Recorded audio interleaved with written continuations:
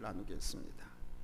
여러분, 신앙생활하는 사람, 예수 믿는 사람들의 가장 아름다운 모습은 무엇일까요? 여러분이 생각하기에 뭐가 가장 아름다운 모습일까요? 저는 주저없이 thankful heart, 감사하는 마음이다, 이렇게 말씀드립니다. 사실 이 감사의 마음이 없으면 믿음의 사람이라고 말하기 어렵습니다. 어떤 사람의 믿음을 알려면, 그 사람의 믿음이 어떤가를 알려면 그 사람의 진실된 감사의 정도를 보면 됩니다. 틀림없는 사실입니다. 이스라엘 민족도 우리 하나님을 섬김에 있어서 가장 중요하게 여겼던 것이 바로 이 감사의 신앙, 감사의 마음이었습니다. 이스라엘 민족의 대표적인 3대 명절이 있는데, 이 명절은 유월절과 오늘 우리가 지키는 이 맥추절, 그리고 추수감사절, 수장절이라고 하는 추수감사절이 있습니다. 이 세 가지 절기 모두는 우리 하나님을 향한 감사의 마음을 바탕으로 하고 있습니다. 먼저 유월절은 이스라엘 민족이 애굽의 종살이에서 해방된 것을 기념하여 지킨 절기지요. 이 절기에는요, 발효되지 않아 딱딱한 무교봉을 먹으면서 애굽의 종살이에서 구원하신 우리 하나님의 은혜를 생각하면서 감사했습니다. 그리고 이 유월절은 보리추수를 처음 시작해서 얻은 첫 열매를 하나님께 바치며 감사하는 절기입니다. 이때 유목민들은 자기들이 양육하는 양을 잡아서 바쳤고, 농경민들은 처음 얻은 보리 수확을 가지고 이 절기를 지켰습니다.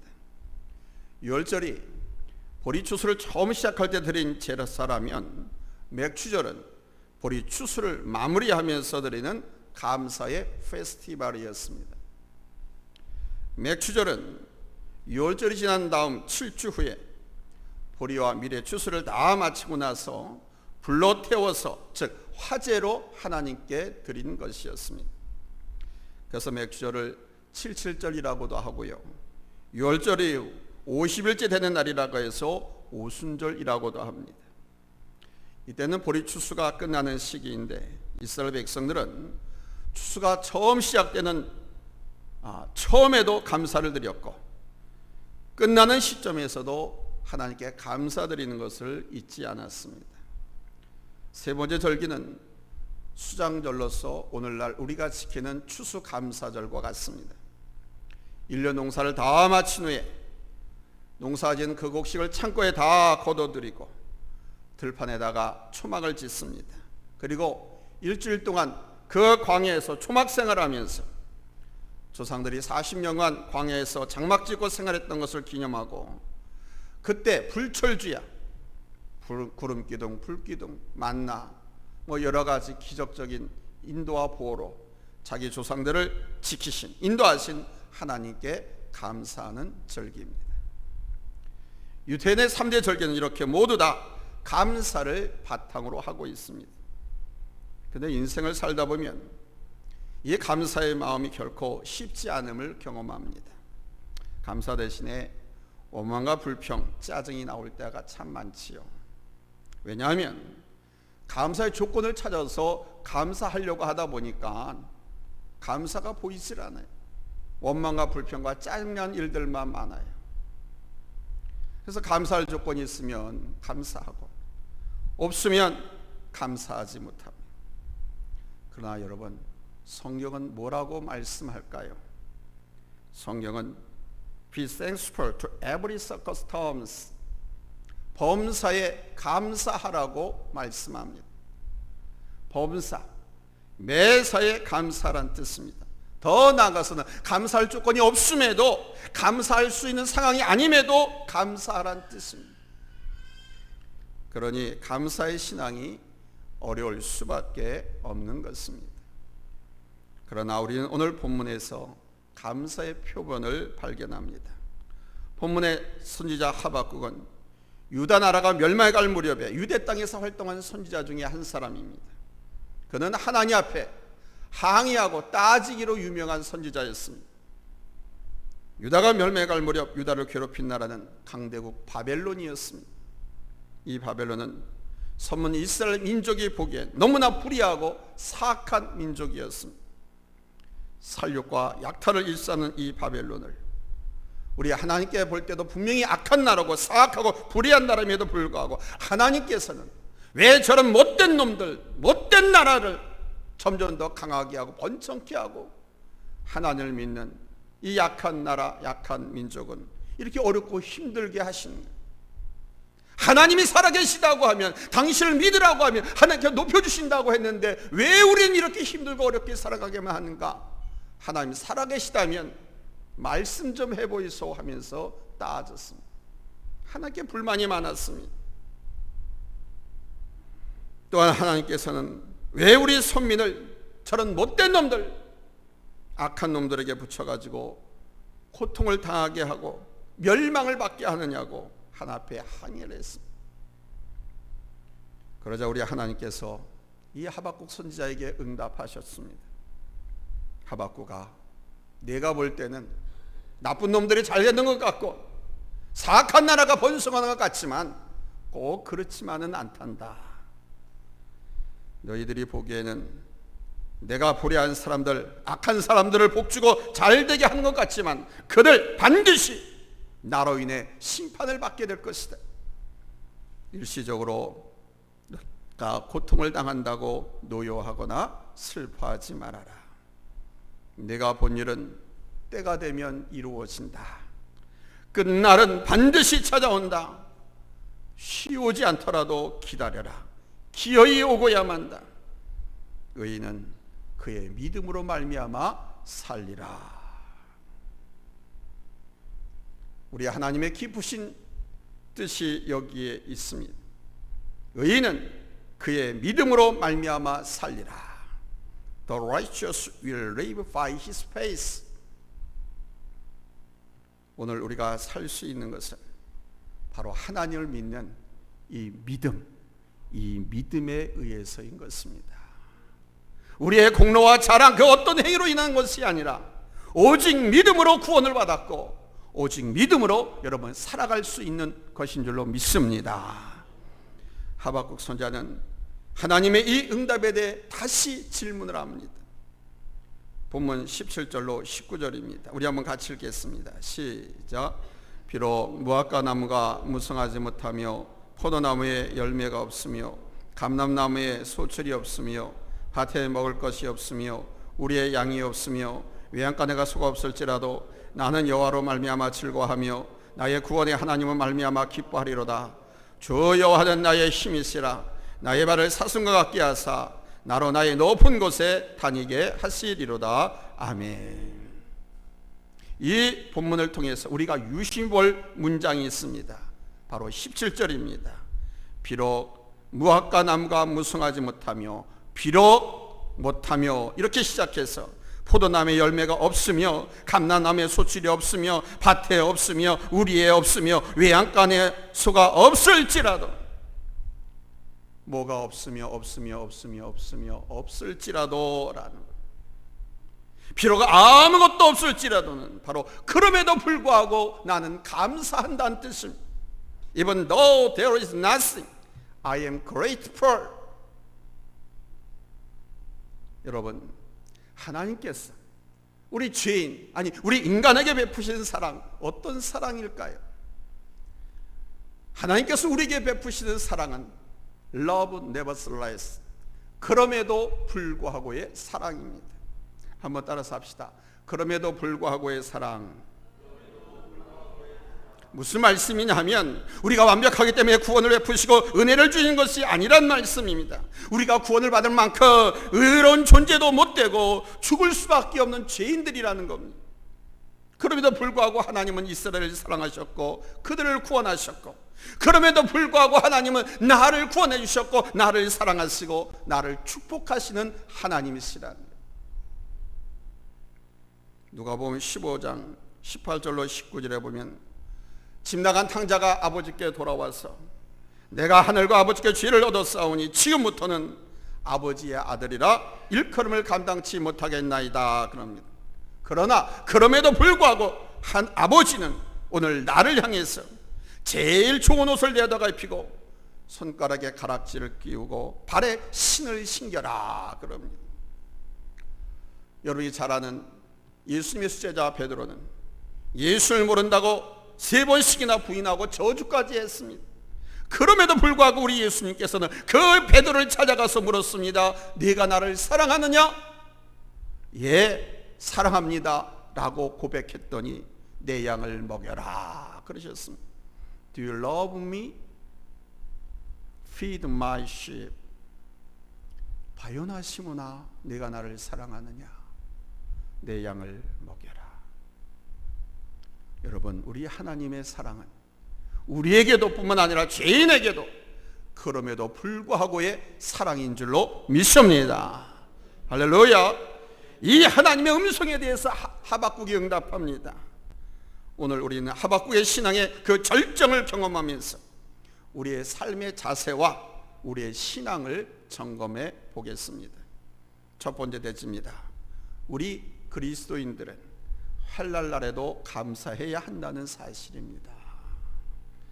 선지자는 하나님의 음성을 통해서 마음속에 있던 두려움과 원망과 불평이 다 사라졌습니다. 아니, 이제는 환난 그 자체를 두려워하지 않고 하나님께 감사하고 있습니다. 본문 16절에서 말씀합니다. 같이 읽습니다. 찾았으면 아멘합니다. 합독합니다. 큰 소리로 읽습니다. 시작. 내가 들었으므로 내 창자가 흔들렸고 그 목소리로 말미암아 내 입술이 떨렸도다. 무리가 우리를 치러 올라오는 환난날을 내가 기다림으로 썩이는 것이 내 뼈에 들어왔으며 내 몸은 내 처소에서 떨리는도다. 강대국 바벨론이 이스라엘을 침공했다는 겁니다. 이 소식에 하박국 선지자 이제 죽었구나 하는 생각에 창자가 막 뒤집혔고 입술이 떨렸고 뼈가 녹아내린 듯했고 다리가 후들후들 떨렸다는 겁니다. 그런데 이제 그 두려움이 변해서 기쁨이 되고 감사가 되었다는 것입니다. 여러분, 이런 역경 가운데 집안이 홍수로 산사태로 화재로 막 불타 없어지고 물에 잠기고 떠내려갑니다. 심한 포탄에 의해서 로켓에 의해서 풍지박살 났습니다. 그런 가운데 여러분, 감사할 수 있는 사람이 얼마나 있을까요? 전쟁이 났는데 감사할 수 있는 사람이 누가 있을까요? 아마 그런 상황에서 감사하다라고 말하는 사람이 있다고 하면 믿지 않는 사람들은 위선이다, 저 돌았다, 미쳤다, 충격이 너무 크게 받아가지고 맛이 갔네, 아마 그럴 겁니다. 평상시에는 사랑을 말하지만 막상 강도 만난 사람을 만났을 때는 그냥 지나치는 제사장과 레인의 모습이 될 수도 있습니다. 그러나 여러분, 성령의 힘으로, 믿음의 힘으로 우리는 감사할 수 없는 환경에서도 감사할 수 있는 줄로 믿습니다. 아멘. 감사하라고 말씀하시니까 범사에 감사하라 그랬잖아요. Be thankful to every circumstance. 범사, 요 매사입니다. 좋은 일, 기쁜 일, 나쁜 일, 어려운 일, 뭐 좋은 환경이든 나쁜 일이든 범사에 감사하라. 그렇습니다. 여러분, 신앙의 힘은 어떤 상황 속에서도 감사를 느끼게 하는 것입니다. 왜 그런지 아십니까? 하나님이 지금 지켜보고 계시고 하나님이 주관하고 계시다라는 믿음이 있기 때문에 하나님의 자녀들인 우리들은 하나님 믿는 민족은 망하지 않는다, 이대로 내버려두지 않는다라는 믿음이 있기 때문에 감사할 수 있는 거예요. 아멘. 초대교회 당시 로마의 박해를 받으면서 죽어가는 한 성도에게 마지막 유언 한마디 하라 그랬더니 그 믿음의 사람이 이렇게 유언했다고 전했습니다. 핍박을 받으면서 사실 나는 두려웠습니다. 혹 나의 약함 때문에 하나님을 배반하지 않을까 두려웠습니다. 그러나 나는 이제 하나님께 감사합니다. 내가 주님을 부인하지 않고 깨끗하게 살다가 깨끗하게 죽을 수 있기 때문입니다. 이제 난 주님 품으로 갑니다. 여러분에게도 예수님의 사랑이 있기를 원합니다. 샬롬. 그러면서 순교했습니다. 위대한 신앙은 죽음을 눈앞에 두고도 감사하는 것입니다. 이 위대한 능력이 바로 순교자를 만들어내는 것입니다. 이 신앙이 없으면 믿음을 지키기 위해서, 나라 민족을 지키기 위해서 어느 누가 순교하겠습니까? 의인은 그의 믿음 안에서 살리라는 말씀 안에서 우리의 모든 환난은 극복되어질 수 있는 거예요. The righteous will live in his faith. 의인은 그의 믿음으로 살리라. 불의한 자가 판을 치고 비록 악한 놈들이 잘 산다 하더라도 우리에게는 또 다른 힘과 희망이 있음을 우리 하나님을 통해서 보기 때문에 여러분, 우리는 하나님을 찬양하고 하나님께 감사드릴 수 있는 줄로 믿습니다. 아멘. 두 번째로, 그리스도인은 아무것도 없어도 감사해야 한다는 사실입니다. 오늘 본문에 보면은 없는 것이 몇 가지나 된다 그럽니까? 6가지나 된다 그럽니다. 무화과 나무에 열매가 없습니다. 포도나무에 열매가 없습니다. 감람나무에 소출이 없고요. 밭에 식물도 없습니다. 우리 안에 양이 없습니다. 외양간에 소가 없습니다. 이것을 더 자세히 말씀드리면 무화과는 식용의 일종이고 포도는 음료수로 쓰이는 것이고 감람나무 열매를 갖고는 기름을 짜는 겁니다. 밭의 식물은 사람이 살아가는데 필요한 양식이고요. 우리의 양은 그 털로 의복, 옷을 만들고 외양간의 소는 밭 갈고 농 갈고 일할 농사 수단입니다. 그의 양과 소는 하나님께 제사 드릴 때 쓰는 제물입니다. 근데 이런 것이 없다는 거예요.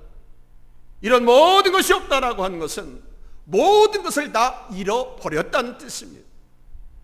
바벨론의 침공 때문에 의식주와 관련된 모든 것이 없어진다 하더라도, 또한 비록 하나님께 제사를 드리지 못한다 하더라도 나는 나의 하나님, 나의 구원의 하나님으로 인하여 기뻐하노라, 하나님께 감사하노라 라는 고백입니다.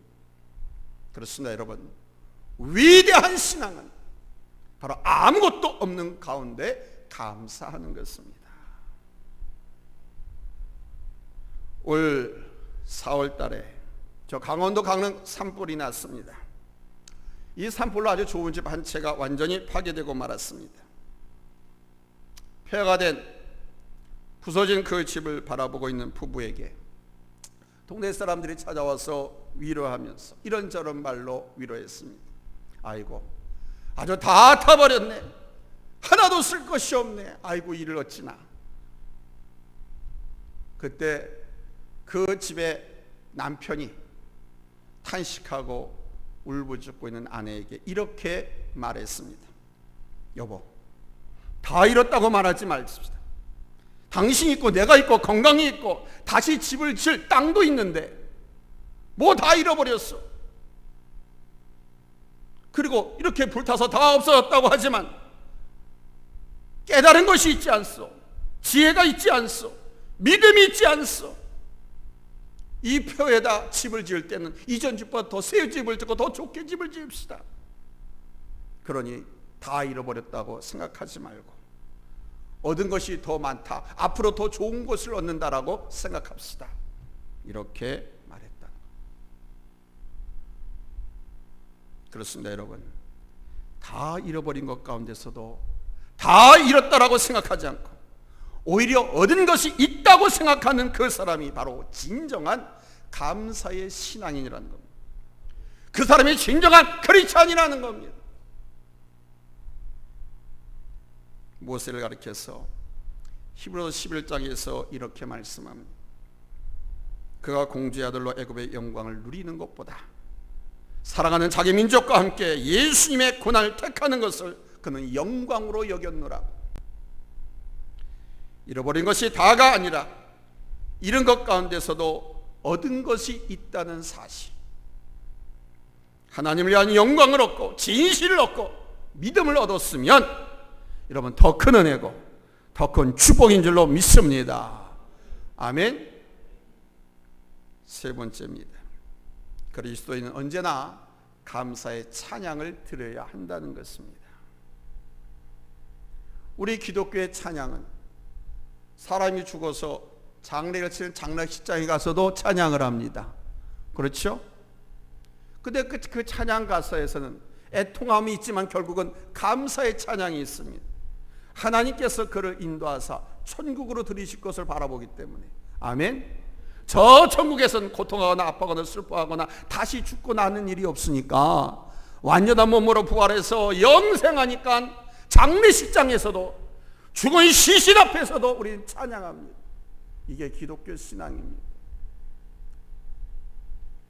오늘 본문에도 보면 이 선지자가 도저히 감사할 수 없는 상황에도 불구하고 악기에 맞춰서 노래를 합니다.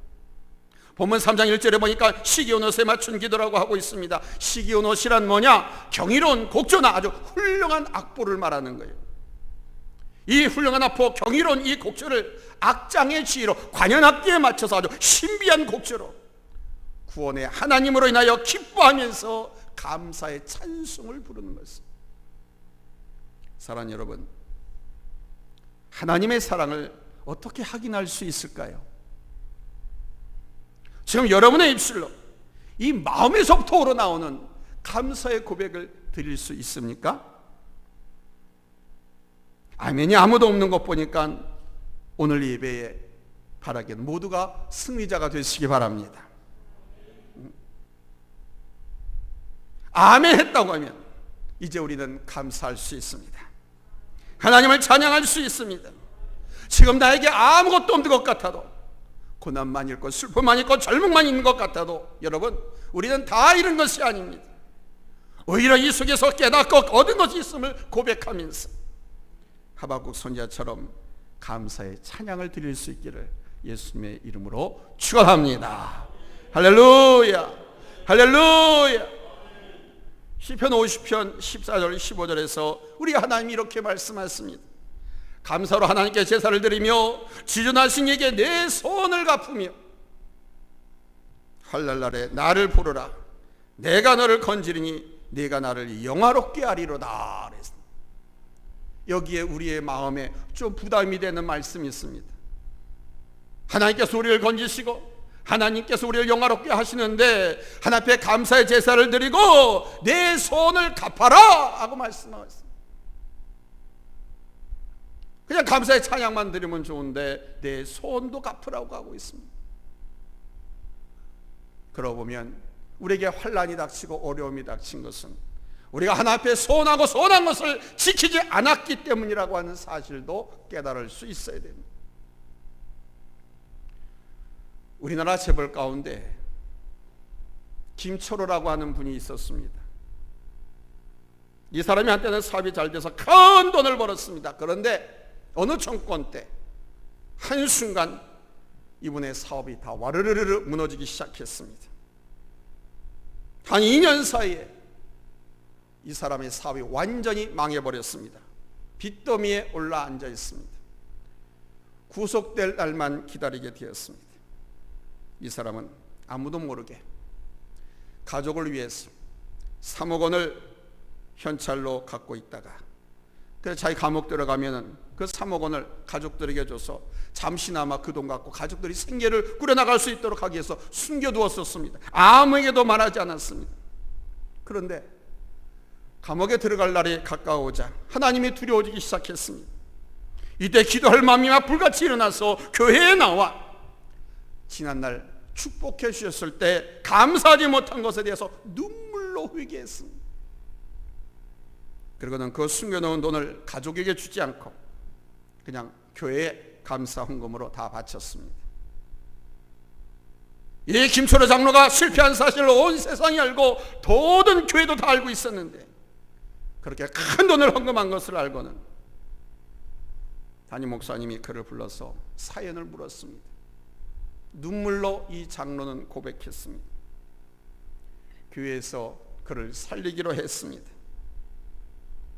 잠깐 구속되어서 형을 살겠지만 어떻게든지 간에 이 장로님 가족을 살려야 되겠다 해서 당회를 열었습니다.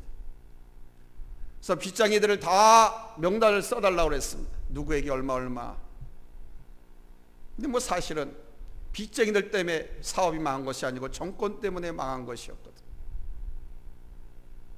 명단을 다 써달라고 해서 그들을 불렀습니다. 채권자들을 불렀습니다. 그래서 시간을 연장해 주면 우리 모든 전 교인이 힘을 합쳐서 갚아줄 테니까 구속되지만 않게 해달라고. 근데 그 목사님도 그 정권 때문에 그런 건지 몰랐어요. 부탁했습니다. 채권자들은 사정을 듣고 기다려 주었습니다. 그러나 그는 정권에 의해서 사업 망하고 구속되었습니다. 영어의 몸이 되었습니다. 그는 철저히 갇혀서 나오는 순간까지 하나님 앞에 철저하게 회개했습니다. 돈 좀 번다고, 세상이 좀 알아주는 사람이 됐다고 해서 어깨에 힘주고 의시되고 살았었는데, 하나님 앞에 감사하지 못하고 충성하지 못했었는데 영어의 몸이 되어 감옥에 있어요. 왜 내게 이런 혼란이 왔는가 회개하면서 하나님 앞에 울부짖었습니다. 교회에서는 이 장로님과 그의 가족을 위해서 기도하고 성도들끼리 수소문해서 성금을 모았습니다.